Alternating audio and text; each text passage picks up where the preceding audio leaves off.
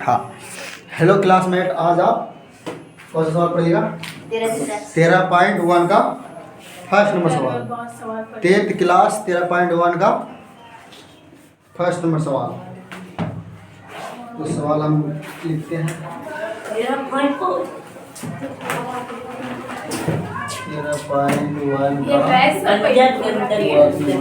हाँ, तो सवाल सुनिए ध्यान से।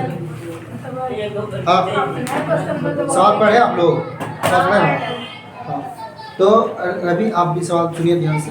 हाँ, तो देखिए सवाल में क्या बोल रहा है कि दो घनों जिसमें से प्रत्येक का आयतन कितना है? 64 सेंटीमीटर क्यूब है। तो बोल रहा है कि संलग्न फलकों को मिलाकर एक ठोस बनाया जाता है। इससे प्राप्त घन का पृष्ठीय क्षेत्रफल ज्ञात कीजिए। इससे प्राप्त घनाभ का पृष्ठीय क्षेत्रफल ज्ञात कीजिए। यानी क्या हो रहा है कि क्या बोल रहा है? दो तो क्या घन है, ठीक है, आयतन दिया हुआ है, दोनों को मिलाया है ना, तो क्या बन गया? घनाभ बन गया। तो कहने का मतलब सिंपल में, तो ध्यान से सुनिएगा इस बात को। और देखो ये सवाल जो है आपका, ये जो सवाल है ये एग्जाम में इसमें जो 3-4 गो सवाल है जो कि एग्जाम में जब पूछने का ज़्यादा चांस होता है, ठीक है। तो हम बनाते हैं घन। बोल रहे तो दो घन है,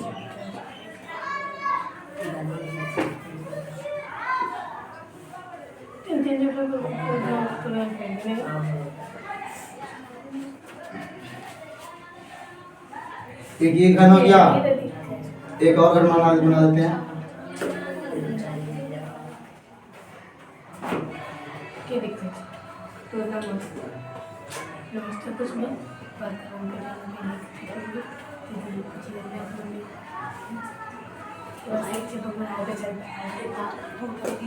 अब ये दो घन है, क्या बोल रहा है? दोनों घनों का आयतन दिया हुआ, तो आयतन दिया हुआ, आयतन का मतलब क्या हुआ कि उसमें जो जितना इसके अंदर, मान लो इसकी जगह जो होगा, दोनों को मिला करके एक नया बना रहा है। और क्या बन रहा है? दोनों को मिला करके घन बन रहा है, नहीं सॉरी घनाभ बन रहा है ना, घनाभ बन रहा है।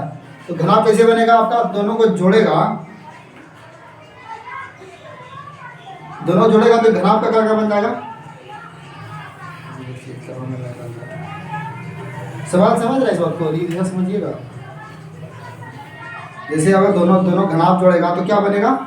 घन बन रहा है, उसमें बोल भी रहा है घन बन रहा है। तो घन बनने का मतलब हो गया कि तो लंबाई उसका बढ़ गया, और सब कुछ तो सेम है ना, इस तरह से घन बन गया। अब इसी का पूछा है जो इसका कितना क्या होगा, क्या पूछा है? तो ये घन हो गया, ये दोनों, ये घनाभ हो गया, है कि नहीं? अब घन का मतलब क्या हो रहा है? वो उसका हर एक चीज बराबर हो रहा है, लंबाई, चौड़ाई और ऊंचाई सब क्या होता है? सब बराबर होता है। घन का होता है कि नहीं होता है? और वही घनाभ का क्या होता है? लंबाई अधिक हो जाता है। मतलब दो को जोड़ दिया है, ये दोनों को अगर इसको यहाँ पे जोड़ देगा तो इसे लंबाई ना होगा, है कि नहीं? इसको अगर तो यहाँ पे रख देगा इसके सीधे में, तो इसकी लंबाई बढ़ जाएगा, है कि नहीं? तो उसी तरह से इसमें क्या हुआ? इन दोनों को जोड़ा गया है, तो आयतन बोलो, क्या बोल रहा है इसमें? आयतन। दोनों का आयतन दिया हुआ है, किसका दिया है? घन का आयतन दिया है, और हमको घनाभ का पृष्ठीय क्षेत्रफल ज्ञात करना होगा। तो हमको भुजा ज्ञात करना होगा, क्या? भुजा। तो चलिए लिखते हैं, यहाँ पे दिया है R लिख करके,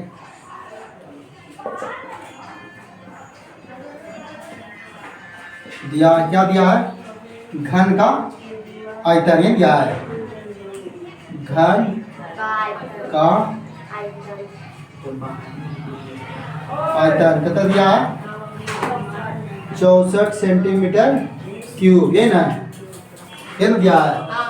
तो अब हमको ज्ञात करना है कि इसका, अच्छा भुजा ही ज्ञात करना है ना। तो बताइए घन का आयतन क्या होता है? एक क्यूब होता है ना, बढ़िया आराम से। तो यहीं पे सोच रहे थे क्या? यहाँ भी इसको याद कर लेते हैं। चलिए घन का क्या होता है? एक क्यूब आयतन होता है। तो 64 हो गया। और जब ई ऐसे जाएगा तो ई क्यूब हो जाएगा यहाँ पे, तो 64 बराबर क्या होगा बोलिए? ए बराबर, तो ये 3 भागों में टूटेगा। तो 3 भागों में कितना होगा बोले तो 8 गुना 8 गुना नहीं 8 का होगा, 8 का होगा नहीं, 16 16 से 64 4 का होगा। किसका होगा? 4 का होगा। 4 का ना होगा। 3 भाग में 3 भाग तो भुजा का मान इस 3 में से एक बाहर निकलेगा कितना होगा? 4 निकलेगा। ये हुआ भुजा का मान निकल गया 4। कहने का मतलब ये भुजा जो है ना, इसकी लंबाई चौड़ाई जो भी हो 4 निकल गया। तो ये 4 निकल गया, दोनों का 4 ही होगा, है कि नहीं? फिर इसका भी जो भुजा होगा, इसका भी जो वो वाला होगा ऊंचाई वाला चौड़ाई वाला सेम होगा। क्या होगा? इसका भी चौड़ाई और ऊंचाई वाला जो है ना सेम होगा, सिर्फ लंबाई जो है ना वो बढ़ गया, ताकि 2 चौड़ा गया ना, खाली लंबाई बढ़ गया। तो अब यहाँ पे लिखते हैं, अब लिख करके अब क्या लिखेंगे? घनाभ का पृष्ठीय क्षेत्रफल। घनाभ का पृष्ठीय क्षेत्रफल। पृष्ठीय क्षेत्रफल बोला है, इसमें बोला ना गया है किनारे बोला जाए। तो पृष्ठीय क्षेत्रफल ये कुल क्षेत्रफल लेना पड़ेगा, तो को लेना पड़ेगा, है कि नहीं? हाँ तो बोलिए घनाभ का क्या होता है? कुल पृष्ठीय क्षेत्रफल 2 into LB BH plus H, यही ना? याद है कि नहीं? याद है कि नहीं? नहीं है तो उसको याद करिए, तो फिर कैसे होगा आपका उपयोग करना पड़ेगा। 2 है ये है, इसमें वो क्या मान करना क्या करना? देखिए ध्यान सुनिएगा एक बात,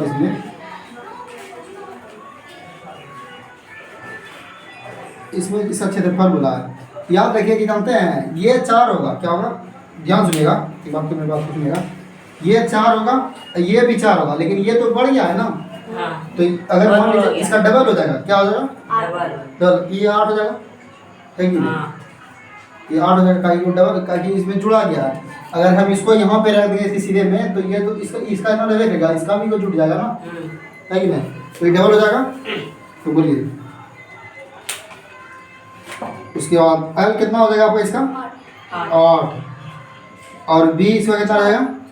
4 और प्लस होगा, फिर से 4। आज का मान कितना रहेगा? वो भी 4 है प्लस, और आज का मान भी फिर 4, और का मान 8। ये हो गया। तो बोलिए 2 4 एक तो 8 चौके 32 प्लस 4 चौके 16 ही 32।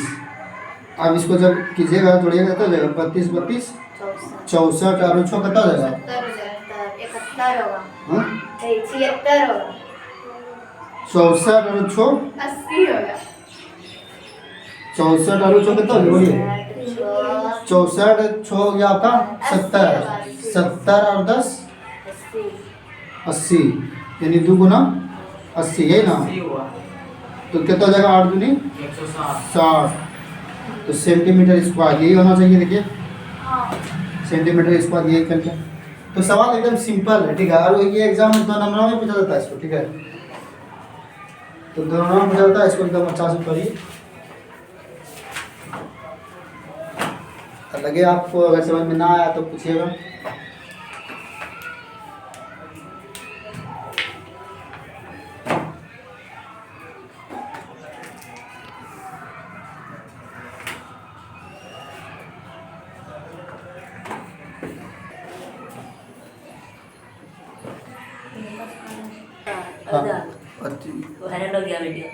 चलिए शाम को इसको भी हुआ लगती है। हाँ तो सवाल आप लोग पढ़ लिया ना, तो सवाल अब दूसरा नंबर चलेंगे। दूसरा नंबर जो सवाल है बहुत ही अच्छा सवाल है दूसरा नंबर। अभी एग्जाम में जो है ना ये सब सवाल आने का चांस बनता है। देखिएगा कुछ सब ये सवाल ये चैप्टर से जो है ना 5 नंबर का सवाल पूछता है। सुन रहे? हाँ 13 पॉइंट से आपका 5 नंबर का सवाल हर एक सुन रही है।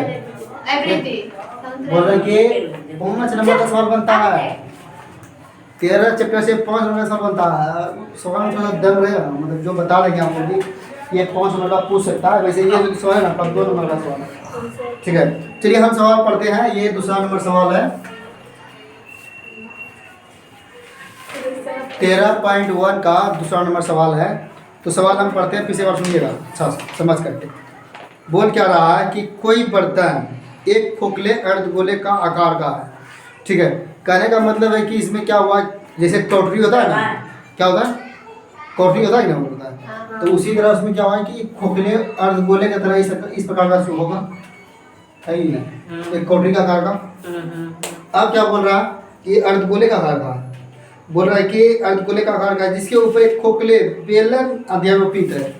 बेलन अध्यारोपित है, खोखले मतलब, तो इसका मतलब है कि यहाँ से शेयर कीजिए और ऐसे कीजिए, तो ऊपर में बेलन उपस्थित है।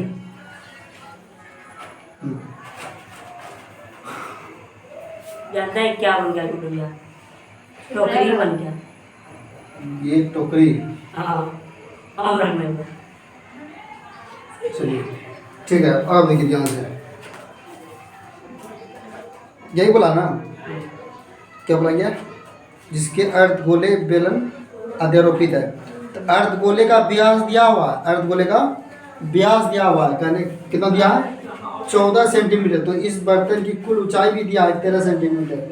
तो बर्तन का बोला कि आंतरिक पृष्ठीय क्षेत्रफल, यानी दोनों को मिला के ज्ञात करना होगा हमको। ठीक है, तो इसका ऊंचाई दिया गया, कितना दिया गया बोले तो 13 सेंटीमीटर, यहाँ से यहाँ तक का।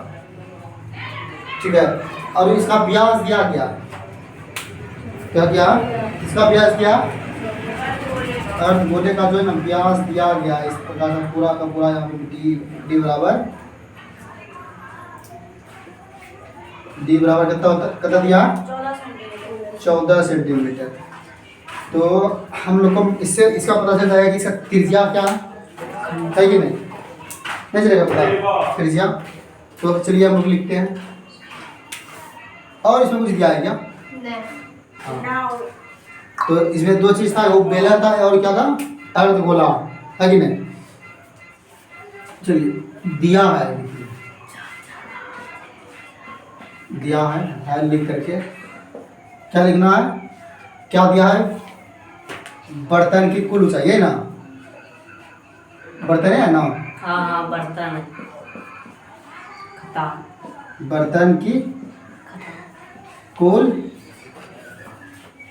बर्तन की कुल ऊंचाई, ऊंचाई कितना दिया, 13 सेंटीमीटर। और उसके बाद क्या दिया, व्यास है ना, तो व्यास दिया, लिख देते हैं,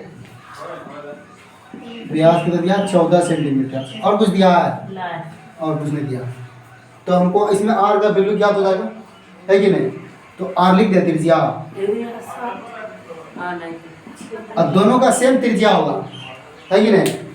ध्यान सुनिएगा, अगर यहाँ पर बात सुनिएगा, जो इसका त्रिज्या होगा अर्धगोले का सेम त्रिज्या बेलन का भी होगा कि ना होगा। त्रिज्या कितना हो जाएगा बोलिए तो, पूरा 14 है, यहाँ से यहाँ तक का 14 है, तो यह इसका आप हो जाएगा 7। तो यहाँ लिख दे 7 सेंटीमीटर, त्रिज्या 7 सेंटीमीटर। आप देखिए हमको ज्ञात करने के लिए क्या बोला था, इसका आंतरिक क्षेत्रफल, यानी इसके अंदर में कितना कितना कुछ अगर कुछ रखा जाए तो कितना वो अंदर छेकेगा, उसको हमको ज्ञात करना है। तो कैसे ज्ञात करेंगे, तो हमको क्या करना पड़ेगा, दोनों का क्षेत्रफल लेना पड़ेगा। किसा किसा, अर्धगोले का क्षेत्रफल प्लस बेलन का क्षेत्रफल, यही ना, यही पूछा, ये ना पूछा गया था, बंद कर दिया।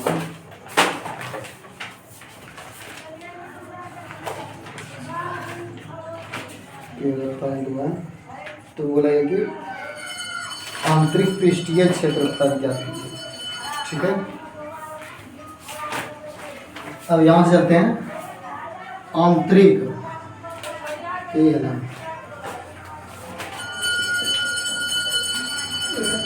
आंतरिक पृष्ठीय पृष्ठीय क्षेत्रफल, आंतरिक पृष्ठीय क्षेत्रफल। तो क्या बोले थे हम? अर्धगोले का क्षेत्रफल अब प्लस बेलन का क्षेत्रफल, ये बना अर्ध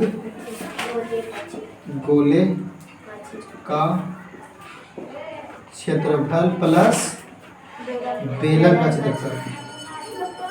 अर्धगोले का देखो कौन सा क्षेत्रफल होगा इसमें? कुल पृष्ठीय क्षेत्रफल हाँ, कुल पृष्ठीय क्षेत्रफल होगा। इसका नहीं, वक्र पृष्ठीय क्षेत्रफल वक्र पृष्ठीय क्षेत्रफल कुल नहीं होगा। 3 पाई r क्यूब। तो इसमें लिखना पड़ेगा, वो क्या कौन सा लिखना पड़ेगा? वक्र पृष्ठीय क्षेत्रफल, अर्धगोले का वक्र पृष्ठीय क्षेत्रफल, वक्र पृष्ठीय क्षेत्रफल प्लस बेलन का